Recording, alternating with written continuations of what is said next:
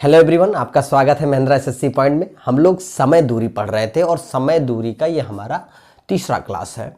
और हमने आपसे बताया था कि समय दूरी पे चलेंगे, उसके बाद रेलगाड़ी के बाद नाव और धारा के सवाल चलेंगे। तो अभी हम लोग समय दूरी वाले सवालों पे चल रहे हैं। तो देखिएगा, पहला सवाल क्या कर रहा है। क्लास लगातार चल रहा है और कोई टाइम नहीं वेस्ट करनी है। सवाल कह रहा है कि एक आदमी एक स्थान P से चलना शुरू करता है और स्थान Q पर 7 घंटे में पहुंच जाता है।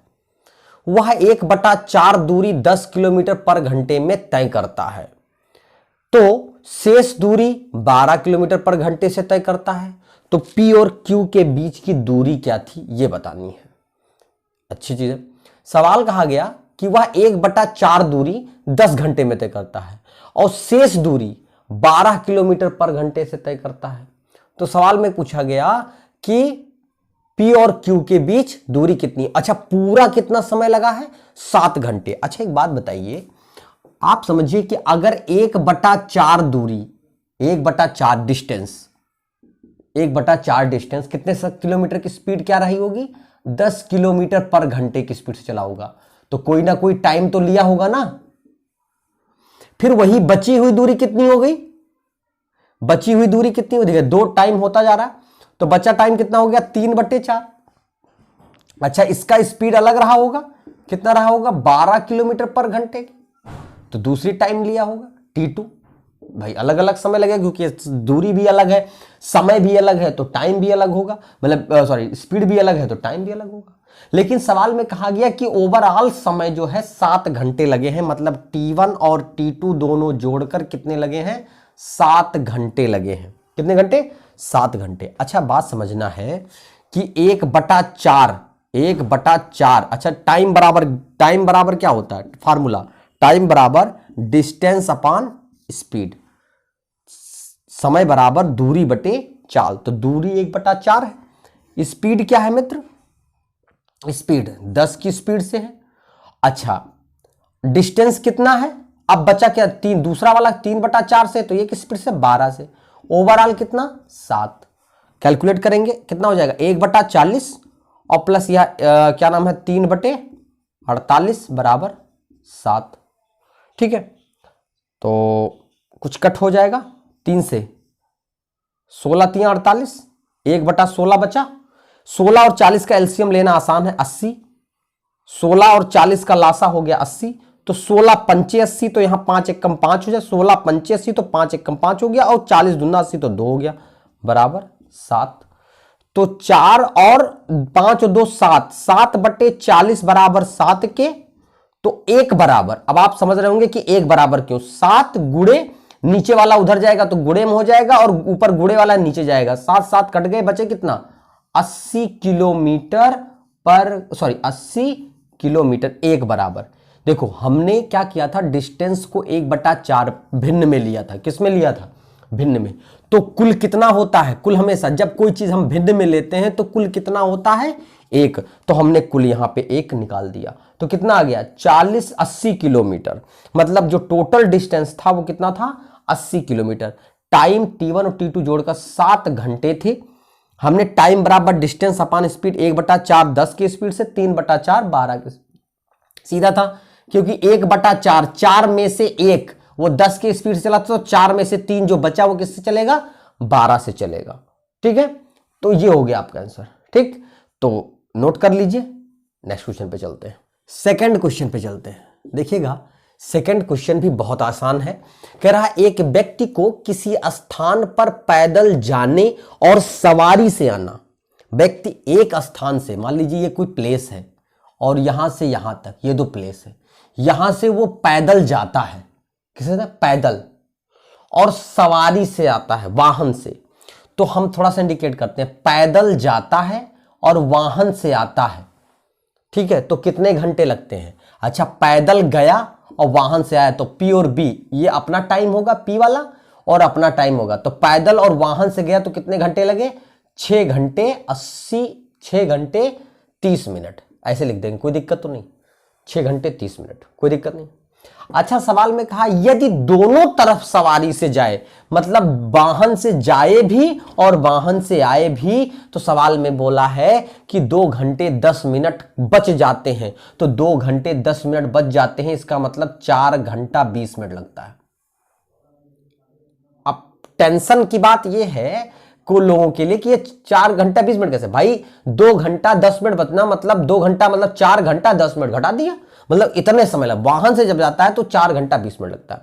सवाल में यह पूछा गया है कि अगर दोनों बार वाहन से जाए, दोनों बार वाहन से जाए तब क्या होगा। तो देखिए इस सवाल को थोड़ा सा देखिए, ये एक फार्मूले की तरह लगाना है, इसमें कोई वैसे क्या नाम है समय दूरी वाला फार्मूला कॉन्सेप्ट नहीं लगेगा। मतलब अगर दोनों तरफ अगर वो पैदल चले, मतलब P प्लस P बराबर कितना समय लगेगा ये बताना है। अच्छा, आप देखिएगा कि P प्लस B, यहां पे आपको क्या दिख रहा है, ये चीज देखिए, यहां पे P प्लस B क्या लिखा। अब यहां पे आप देखिए, अगर दोनों को जोड़ दें इस सवाल से, पहले वाले इक्वेशन से, आप यहां से देखिए, तो यहां से अगर हम देख रहे हैं तो 2B बराबर 4 20 हो गया, तो B बराबर कितना हो जाएगा 2 10, सीधा दिख रहा है।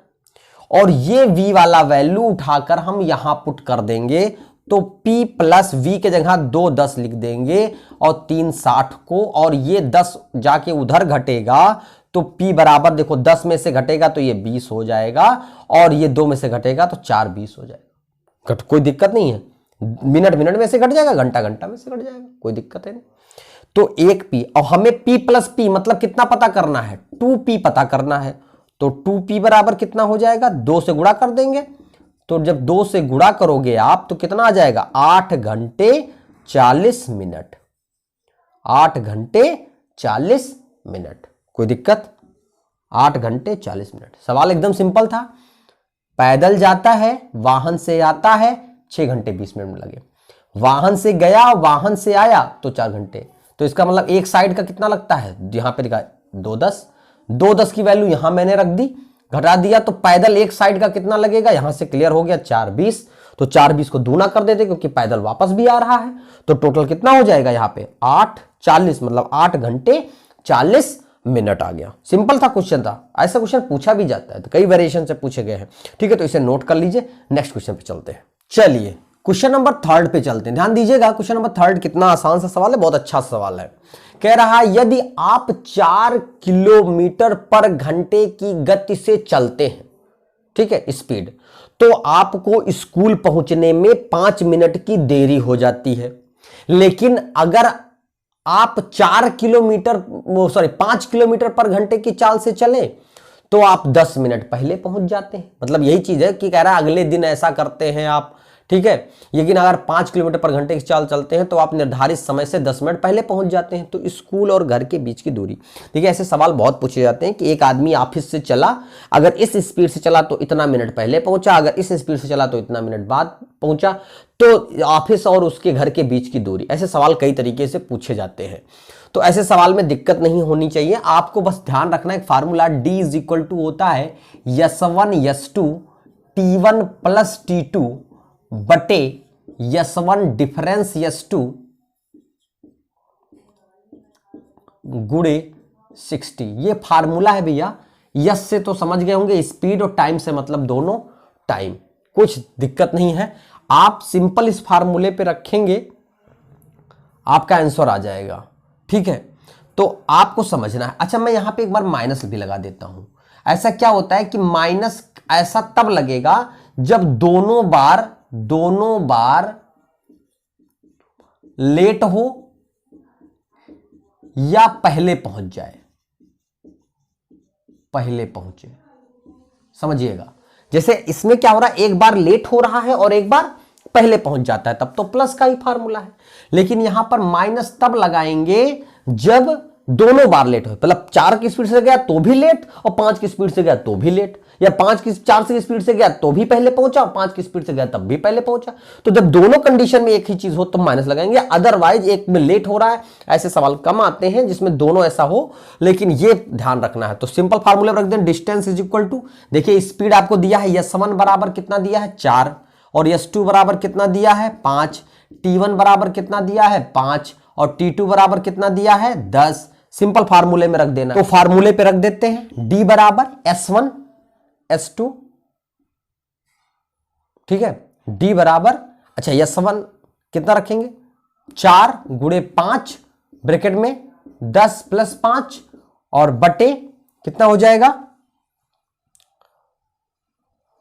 4 और 5 का डिफरेंस, भाई स्पीड का डिफरेंस गुणे 60। तो 4 पंचे 20 15 बटे 1 इंटू 60। डिफरेंस का मतलब अंतर लेंगे, माइनस नहीं देखना। 15 चौको 60, 4 पंचे 20, 5 एक कम 5 मतलब 5 किलोमीटर। आसान था ना एकदम, फार्मूले पे रख दिया सीधा आंसर आ गया। तो ये फार्मूला हमें ध्यान रखना है सवाल लगाने में। सवाल आप मेथड से भी लगा सकते हैं, बट इससे थोड़ा सा आसानी रहेगी अगर आप ये याद कर लेते हैं, ठीक है। तो इसको भी नोट कर लीजिए। नेक्स्ट क्वेश्चन पे चलते हैं। चलिए क्वेश्चन नंबर 4 पे चलते हैं। देखिए फार्मूला मैंने लिखा रहने दिया क्योंकि जो नेक्स्ट सवाल है वो तो दिख रहा होगा आपको, एकदम हूबहू ऐसा ही सवाल है। कह रहा है एक छात्र है, वो अपने घर से 2.5 किलोमीटर पर घंटे की स्पीड से 2.5 किलोमीटर पर घंटे की स्पीड से वो चलता है, ठीक। 2.5 किलोमीटर पर घंटे की स्पीड से चलता है और इस टाइम कितने का डिफरेंस हो जाता है, टाइम कितने में लेट हो जाता है, 6 मिनट की लेट हो जाती है। लेकिन अगले दिन वह घर से जब चलता है तो अपनी गति को 1 घंटा बढ़ा लेता है, मतलब 2.5 की जगह 3.5 कर लेता है। कितना कर लेता है 3.5 कर लेता है, मतलब 7/2 किलोमीटर पर घंटे कर लेता है। तो क्या होता है मित्र, वह 6 मिनट, क्या होता है कि वह 6 मिनट पहले पहुंच जाता है। T2 बराबर 6 मिनट। देखिए कोई दिक्कत नहीं है, सिंपल वही चीज फार्मूले रख देंगे। D is equal to S1 S2 5/2 गुणे 7/2 ब्रैकेट में T1 प्लस T2 6 प्लस 6 और नीचे हो जाएगा 5/2 और 7/2 में अंतर निकालेंगे। 5 और 7 के डिफरेंस कितना हो जाएगा, सवाल में स्पष्ट है एक ही बढ़ा तो था, तो इसका मतलब बीच का डिफरेंस एक ही तो होगा। 2.5 में से 3.5 घटाओगे तो एक ही तो बचेगा। तो ये कितना हो जाएगा देखेंगे, 5 सत्ते 35/4 गुणे 12/1 गुणे 60। 4 तिहाई 12, ठीक, 4 तिहाई 12, 3 से अब 5 से काट देते हैं या 3 से काट दीजिए 20 और फिर 5 से काट दिया, 5 सत्ते 35 और 5 चौको 20 मतलब 7/4 और 7 यहाँ 7 बचा ऊपर और नीचे केवल 4 बचा। तो इसको कह सकते हैं 4 1 सही 3/4 किलोमीटर। कोई दिक्कत तो नहीं है, बहुत सिंपल था, बस कैलकुलेशन है भैया। कैलकुलेशन आपको सीखना पड़ेगा। कैलकुलेशन का कोई हल नहीं है कि कोई, आप जितना प्रैक्टिस करेंगे उतना ही कैलकुलेशन आपका शार्प होगा और आपको मैथ में मजा आएगा। सवाल जब लगने लगता है तभी मजा आता है। सवाल चाहे जितना भी सरल हो या जितना भी कठिन हो, अगर खुद से लग गया तो अंदर एक थ्रिल पैदा होती है। तो थ्रिल के लिए वो कैलकुलेशन स्ट्रांग होना जरूरी है। आपको फार्मूला बता दिया गया, अब इसमें पता है कि इसी में फार्मूले में रख देना है, तो अब कैलकुलेशन ही बचा। अगर कैलकुलेशन लगा दिया तो आपको मजा आया। हो सकता है वो भी आपकी कोई बात भी रट जाए, क्योंकि खुशी से ये बात रट जाए, तो ध्यान रखना है, ठीक है। तो कोई डरने की बात नहीं है, सवाल ऐसे ही आएंगे, सवाल आते भी है। पेपर आप देख रहे हैं, पेपर के आए हुए क्वेश्चन है, किसी भी एग्जामिनेशंस में कहीं से भी मैंने पूरा एनालिसिस किया है, ऐसे ही क्वेश्चन आते हैं और यही क्वेश्चन आते हैं, ठीक है। तो ये इस क्लास का आखिरी क्वेश्चन था। नए वाले क्वेश्चन में चलेंगे, रेलगाड़ी के सेक्शन लेकर चलेंगे। समय दूरी से आधारित था, और भी आते रहेंगे, बीच बीच में क्वेश्चन लगाते रहेंगे, लेकिन अब रेलगाड़ी वाले सेक्शन में चलते हैं, ठीक है। तो अब ये तीसरा क्लास था, चौथे क्लास में आपको मिलेंगे। तब तक के लिए धन्यवाद।